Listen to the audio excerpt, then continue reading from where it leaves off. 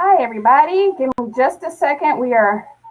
I have two devices going. I have Instagram on my phone. Hi, Instagrammers. And I have Facebook up here on my computer. And I would like to share it on my page. So thank you for your patience. Here we go, live. How do we share? This is fun. Okay, This is like our It's like our versus battle. It's definitely our versus battle. It's our yeah. Except every time we link up, it's technical my law problem. partner, how she's going to be mad at me if I don't. Okay, post. Okay, all right, I'm ready. Hello, everybody. Welcome to Let's Talk Live. I am attorney Alisia Adamson Profit. I have one of my favorite people in the whole wide world joining me today. My brother from another mother, attorney, podcaster, political strategist, community organizer, warrior poet, my friend, Camara Williams. Woo! I wish I had like the applause button. You guys are going to see my eyes like vacillating from screen to screen. I have a phone here and a computer here. But thank you all for tuning in. Camara. Yes. You have recently started a podcast. Tell us how people can find you. Yes, so they can find me on CamaraWilliams.com. That is my website, or on my podcast, Uncultured Biased. You can find it on Spotify or Apple, and obviously on my website, CamaraWilliams.com. And yeah, we're rock and roll. We have a lot of episodes. We talk about a number of different things regarding just Black culture, or things regarding from politics to social issues to even movies or whatnot. So I try to keep it varied. We're going to do a Black Mothers podcast in celebration of Mother's Day. So we get into it. Some good stuff. So thank you for having me, by the way. Of course. And Mike, shout out to Mike. He just said two of the best attorneys in the profession. Good afternoon, Alisia and Camara. Thank you, Mike. And yeah, so Camara he's downplaying his podcast a little bit. He is like, his relevance are hot. They are on point. This man, like, if there's something that happens like in the culture, he will stay up all night and record a relevant episode to make sure that he's on top of it, giving you his thoughts. He is also my ghostwriter. Typically when I give a speech or say something of relevance, I call Camara and I ask him for his thoughts, and I plagiarize them as my own. So thank you, Camara. That's all good. As well, I'm not the only one. And actually, for today's live topic, I was going to his podcast or his blogs, or if you follow him on Facebook, he writes really informative posts. And I'm like, let me just go snag some of Camara's content. And I'm like, you know what? I'm just going to ask him to come here today because he's amazing. So thank you, Camara, for coming to this live that we do at Home Law. As you may or may not know, Home Law is a full service practice. We specialize in criminal defense, immigration, and family law. So we often say, if you're running from the police, immigration, or even your spouse, keep calm and call home, 407-802-3223. And Camara Williams, in addition to podcasting, is also an amazing attorney with his partner, Betty Devine Smith. And both of them together, they do estate planning, business litigation, employment law. Am I missing something, Camara? Probate. Yeah. So anyway, he's your guy for any of those issues. And let's get into it. So we are here to talk about the HB1, which has been called the Anti-Riot Bill, that has been a hot topic in Florida. And so what I want to ask Camara is, where did this come from? I don't think it just came out of thin air. So what caused the governor to draft this bill? Easy answer, white supremacy. The complicated answer is it was in the wake of the Breonna Taylor and George Floyd protests that happened in December 2020. Of course, her death preceded George Floyd's death, but at that time, it was just an amalgamation of so much Black angst and pain throughout the country that people were protesting, and just we're looking for police reform. And in the midst of that, it just had this wave of people looking to this accountability from law enforcement and looking for better accountability. what I think it really transferred into the political sphere when you saw governors and around the country and state legislators look at how people were going against Confederate monuments and tearing them down. And and I know the big thing was take the fire of Target back in Minnesota, how Minnesota got really torched, and it was a big thing about property, and that became the debate, right? So people were talking about, it's not right that people are damaging public property or private property in the midst of these protests and things of that nature. But and I think it really scared people, and so there's that push and pull of what is more important, person or property. And obviously that's a thing in this country where we're constantly having that push and pull. Now they're saying there's an echo in the audio from so this is very hard to hear. Okay. Well, I don't know. You know why there's an echo? Because I'm on both Facebook and Instagram. Well, I turned my sound down on my phone. Maybe that will help. See if that does anything. Is that better?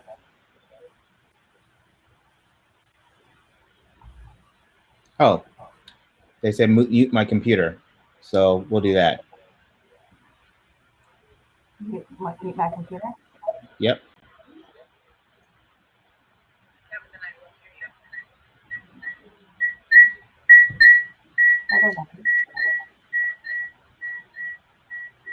We might just have to turn off Instagram, maybe. Mariska, it might still work.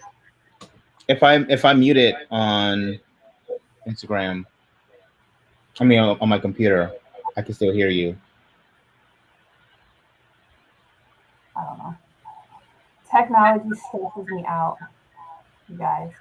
Okay, we're just gonna keep rocking and rolling. I'm sorry if you can't hear us well on Instagram Live, but we're on Facebook Live too. So if you go to Facebook, that might be better. I'm sorry, but I think Facebook everybody can hear us. So we're gonna keep rocking. Sorry, guys. Yeah, can everybody hear me fine? I can hear you fine, but I don't know. Can they hear me on Facebook? I think that's important. Somebody needs to comment on Facebook for us to know. At any rate, let's keep going. Okay. All right. So yeah. Anyway. Talk about like the meat of the bill. Like what is? Okay. Hi, Tyler. Tyler said you can hear us great on Facebook. Thank you. All right, so what is the controversy in this bill? What is it that's causing several organizations to be upset, and lawsuits have been filed? Shout out to Shannon Ligon, who filed a lawsuit. But like, what's the controversy? So there are like two things. It's twofold, right? Let's first address the First Amendment issues and how it's chilling. They call it the Anti-Violent Bill, and should somebody, let's say you and I decide to start a protest because of something, right? And we end up blasting on Facebook. We say, hey, everybody meet us downtown at 6 o'clock because we're going to walk to the courthouse and hold up signs and peacefully protest, right? Now we do this thing and 1,000 people show up.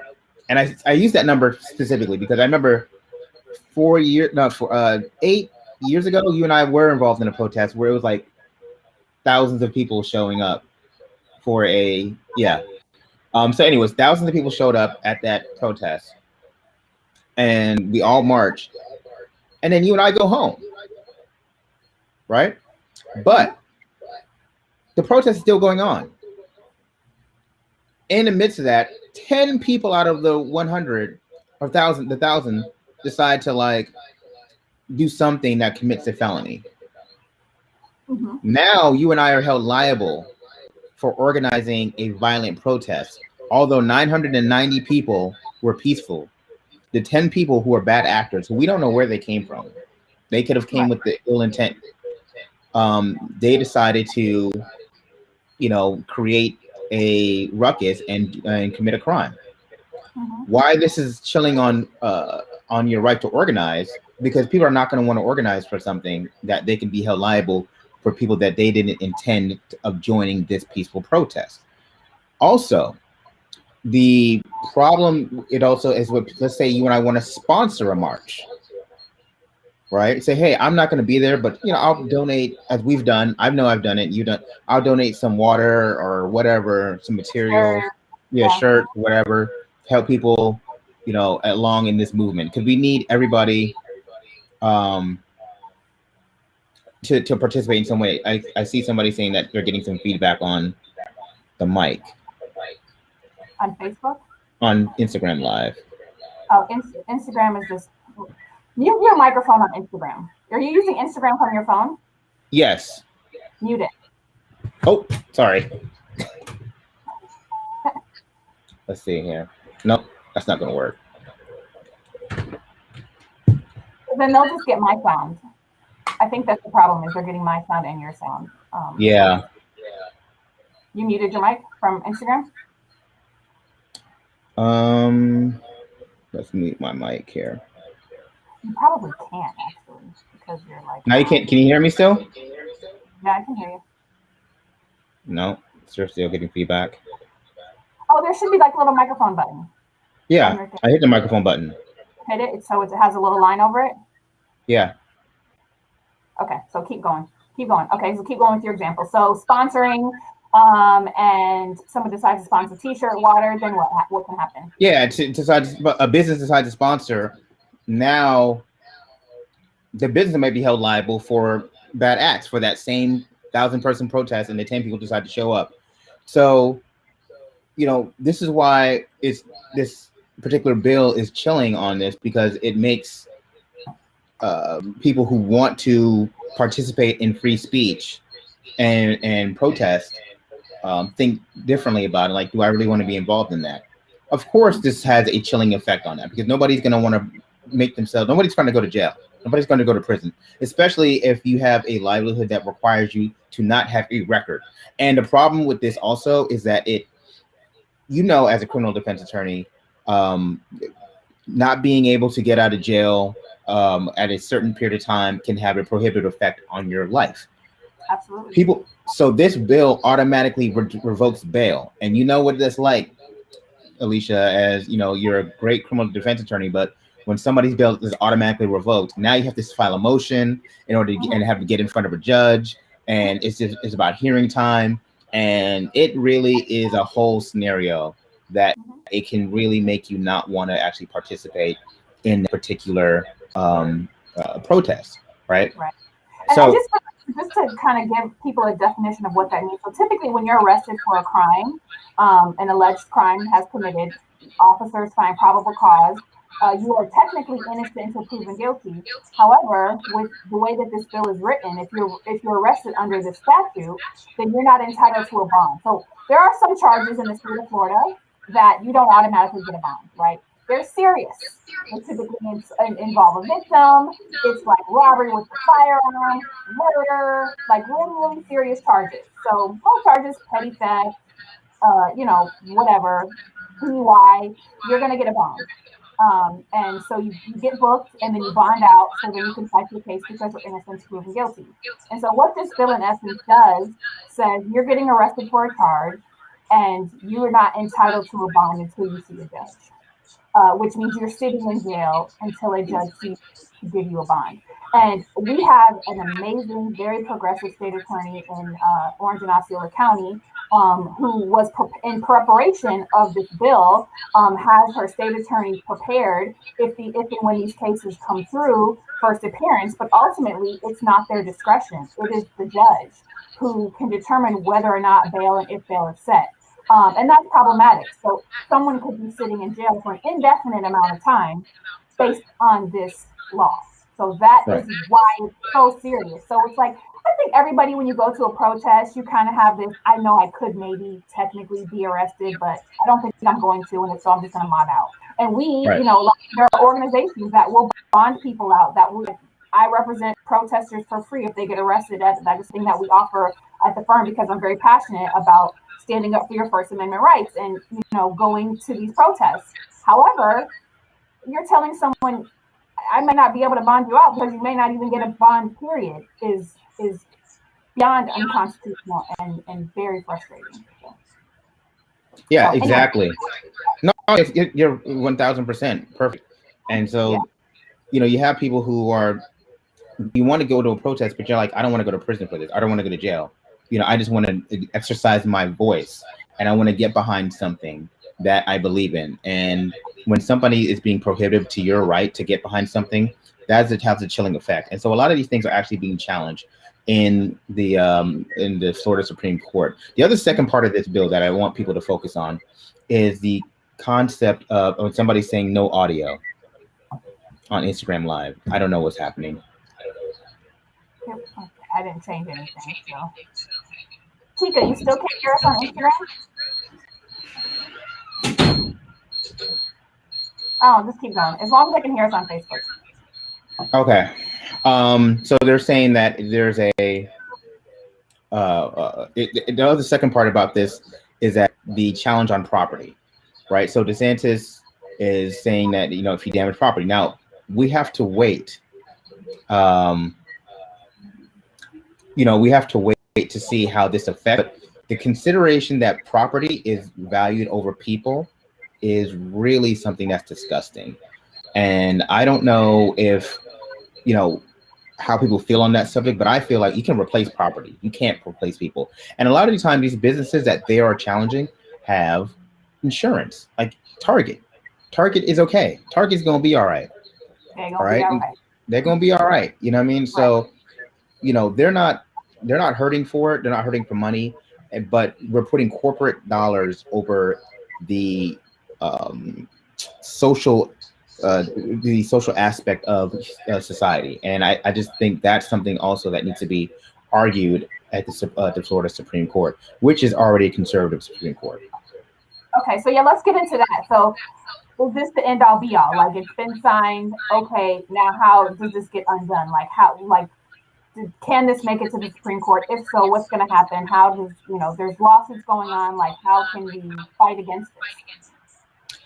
Yeah, so the only thing you can do to fight against it, number one, is to continue to raise your voice. And number two, vote. And there's an election coming up in 2022, and Governor DeSantis is on the bill, or excuse me, on the ballot. And so you can make your voice be known by voting and making people understand what's happening.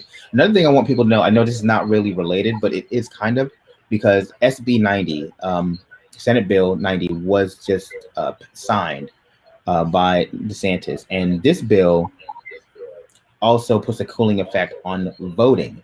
He's taking away ballot boxes. And the reason this is directly attributed to Democrats in the last election outvoted Republicans by mail, by VBM, vote by mail. And so they are now attacking vote by mail, saying that they're trying to protect the vote.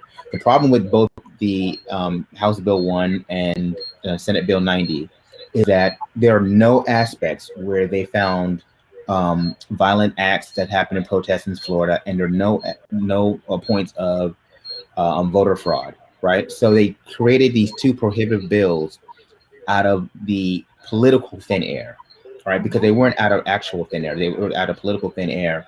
And now we have this environment where not only are they trying to cool the vote, now they're trying to cool free speech.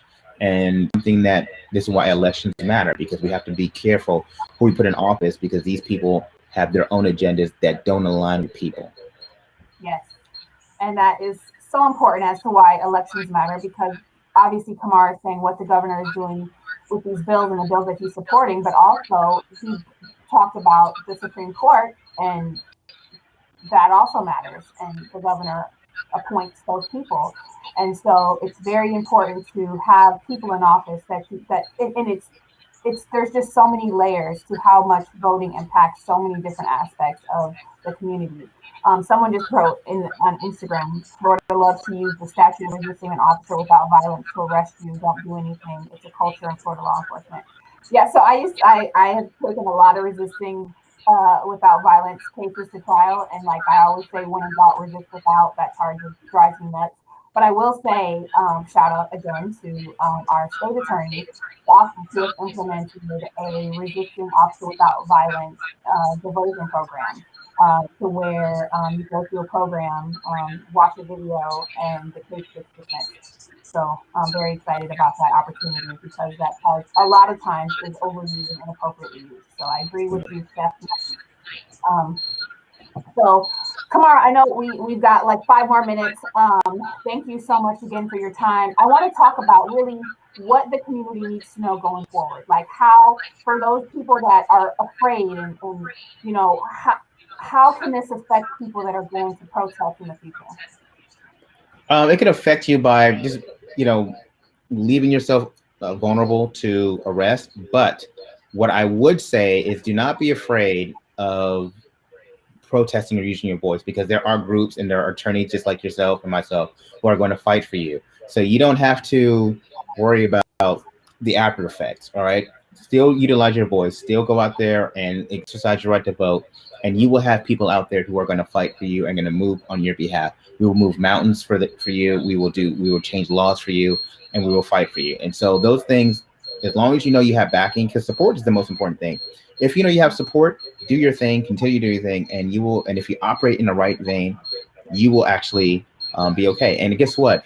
If you get arrested, you're in good company, because a lot of great people got arrested, including Martin Luther King. I'm not advocating for you to get arrested, but it's not going to be a harbinger on your record that you may think.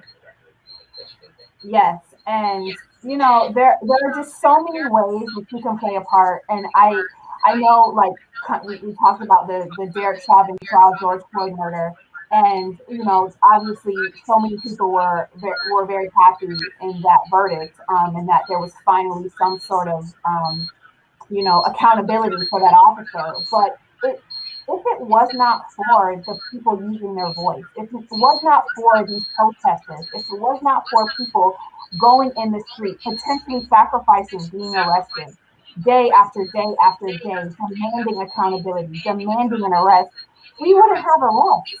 I mean, it's so frustrating how much it takes to get. And for those of you who are watching, know how easy it is for law enforcement officers to make an arrest. The burden is probable cause. That is very, very, very, very low, right? And so it's not, a lot of times it doesn't happen. And we see these injustices and we see no arrest. And so here we are having to continue to fight. So I just encourage you all to please do not let this discourage or prohibit us from continuing to use our voices in whatever capacity. If you're not comfortable protesting anymore, find another way to support. Volunteer somewhere, donate water. You know, donate your time, post, repost. You don't have to be the one in the streets, but find a way to use your voice. So that's that's great. So again, Camara, tell everybody how to find you, both at work and on your podcast, please.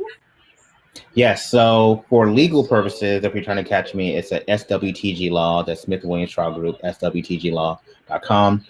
For my podcast, is Uncultured Bias Podcast, Uncultured Bias Podcast.